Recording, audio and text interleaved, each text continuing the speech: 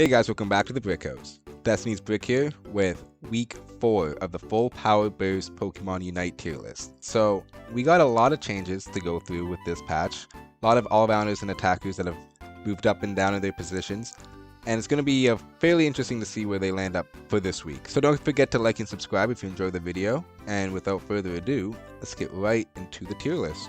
So last week we had Alolan Raichu at the top of the tier list. And Alolan Raichu has always been a pretty good pick. It's just kind of like falling out of the meta. And it's not necessarily that Alolan Raichu's been doing bad lately. It's that I feel there's another attacker who is actually being a lot more consistent and is a lot more suitable for the S rank tier for this week. So you'll be moving right in front of Cinderace on the solid pick tier. So next we have Duraludon to talk to, and last week we left Duraludon in the top of the could use a buff tier. It was mostly just to kind of get a feel for how he's going to find his place in the meta. Being such a slow Pokemon and such an easy target, it's hard for these types of Pokemon to do well right now. Although I think Duraludon has actually proved to be a very solid pick, with Stealth Rock and Dragon Pulse being such an impressive late game combo to pull off. Even if you're double stacking, it's easy to get a lot of damage off in that game, being a huge help to your team. I think we can safely put Duraludon in the middle of the not bad tier, right in between Alolan Ninetales and Delphox. Honestly, pretty impressed with how he's been playing recently.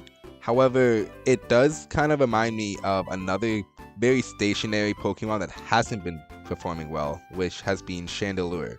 Now, Chandelure can be a Pokemon that you can perform fairly well with. However, when it comes to kind of a solo queue setting, it's definitely one of those Pokemon that have a lot to be desired. Since it's a 3-stage evolution, it takes a long time just to get to a decent point in the game in which the enemy team can be taking a lot of advantage to. And especially at that stage, when you get to Chandelure, you're almost a sitting target most of the game, where speedsters or all-rounders are really just jumping at the chance to get on you. And I'm not too sure on what aspects we can buff Chandelure on, maybe given some more opportunities to get some shielding to kind of prevent these burst attacks. However, I feel we can just put him at the top of could use a buff for this week, moving down a tier.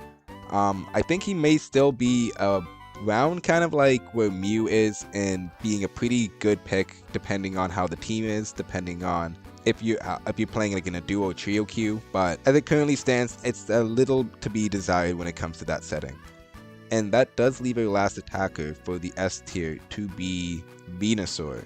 Venusaur is an attacker with a lot of versatility when either running the Solar Beam set or the Petal Drain set, depending on how your team is orientated. Say you need, more tankiness or more of a late game orientated build going on, then the Petal Drain's really good. But if you have a very good front line and you can play pretty defensively, then going Solar Beam is definitely your best bet. So I think just given that versatility that this Pokemon gives, making it more of a reliable Pokemon to pick game over game if you're playing solo queue, it definitely makes it a good candidate for the must play for this week. Yeah, so we're going to start with Tyranitar. Now, Tyranitar has been in the not bad tier for a couple weeks now, and it's been a very late game orientated Pokemon, although it does require a lot of farming to get there. However, recently I've not been seeing a lot of Tyranitars being that impactful in the game, and if anything, being almost a free stack a lot of these Cell Bracer attackers go for. So I feel Tyranitar right now is in a really weird position where it actually could potentially use a buff, maybe help it get to its late game a bit quicker.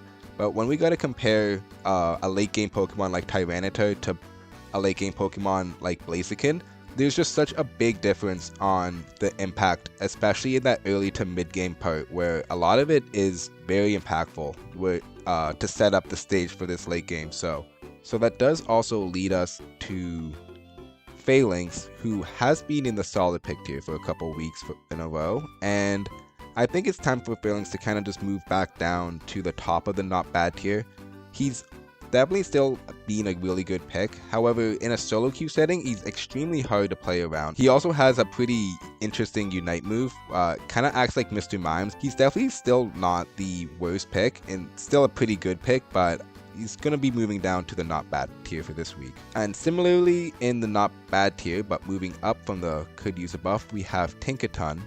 And Tinkaton admittedly was fairly low. It's definitely a Pokemon which I still don't believe is the best to kind of pick up and play because of the stacking passive that it has on it that a lot of players may not be too familiar with, although it can't be understated about how much of an impact you can make in that late game, especially at that Rayquaza fight when you get those stacks up. Tinkaton is definitely still on the radar for being a pretty good Pokemon to kind of main for a couple weeks if you're looking for a new all-rounder to play, but although not that good if you want to kind of pick up and play because of all the nuances that go into this kind of Pokemon. And that leaves us with the last all-rounder, who is going to be Ceruledge. Now, Ceruledge got a huge buff this last patch. The lifesteal increase with his Bitter Blade has given him immense survivability during the Rayquaza fight, which is super important for an all-rounder to be impactful for. However, he's also extremely good once he evolves and gets that level spike, and can immediately become a dominant lane bully. Ceruledge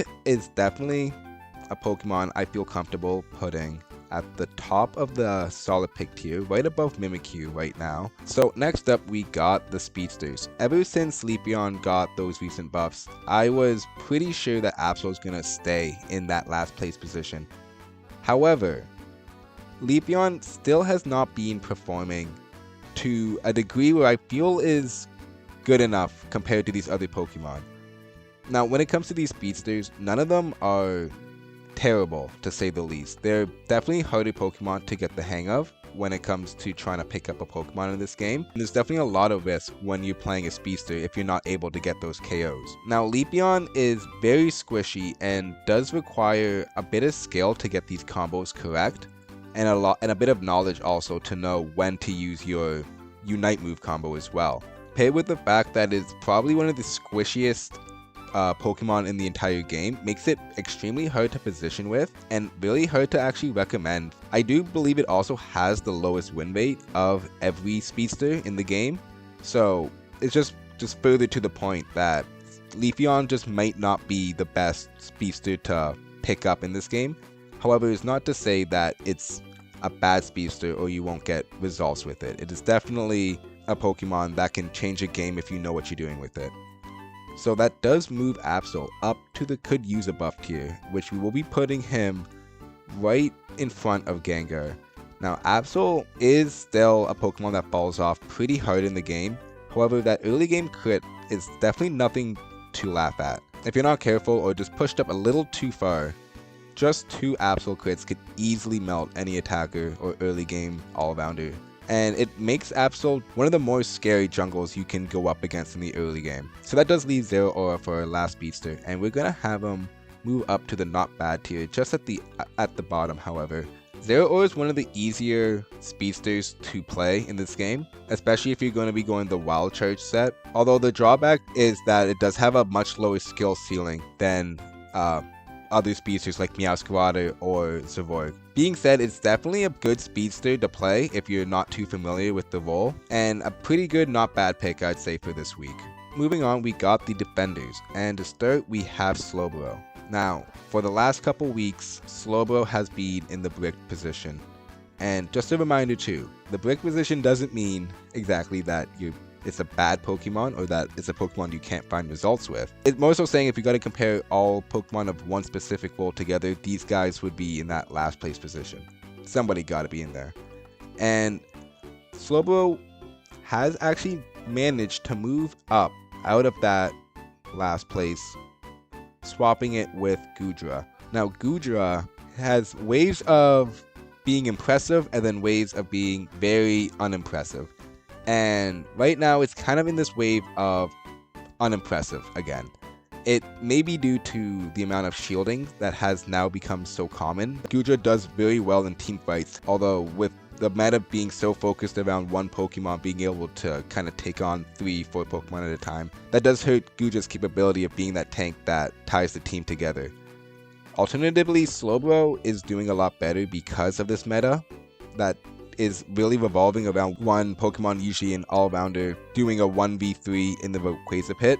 Slowbro being able to lock down whichever Pokemon that is actually a pretty good niche cause to have. Definitely not something you want to have every game, but you can't discount how useful it can be in the games that you need it. So next we have Snorlax, and originally I had Snorlax at the top of the not bad tier. A lot of Snorlaxes don't tend to play tank when they play Snorlax. It's more of this all-rounder kind of set that they like to go, and it's not that that set's typically bad, it's just a bit misleading to the rest of your team that might be expecting to have more of a traditional defender. We've still been getting some Flail-Laxes, but are getting a lot more tanky Snorlaxes. Snorlax is definitely not a hard Pokemon to play by any means, so I feel confident this week on putting Snorlax kind of at the bottom of the solid pick tier, just under Mamoswine. So lastly, we have the supporters. We just have two for this week, which is Blissey and Alcremie. Both Pokemon are more shield focused supports and have been a very big nuisance for a lot of players,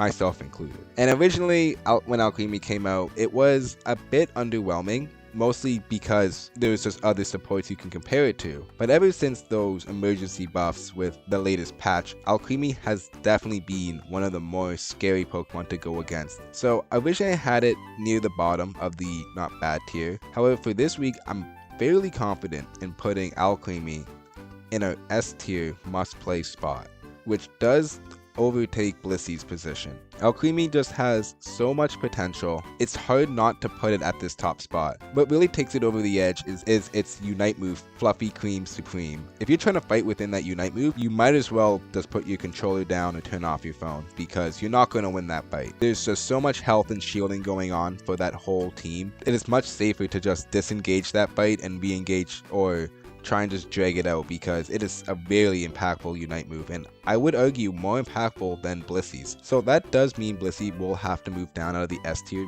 pick, but will still remain at the top of our solid pick tier. And so that will do it for this week's tier list. Now, we had a lot of movement all around the board. A couple Pokemon entering the must-play tier such as Venusaur and Alcremie, as well as some Pokemon in the bottom tier like Goodra and Leafeon moving down to the Brik position. So definitely a lot of movement in this week's tier list, and I'm a bit interested to see where everyone's going to land up for the next week. But anyways, let me know down in the comments what you think. Do you think anyone's a bit too high, a bit too low? Let me know. I'd love to hear your thoughts.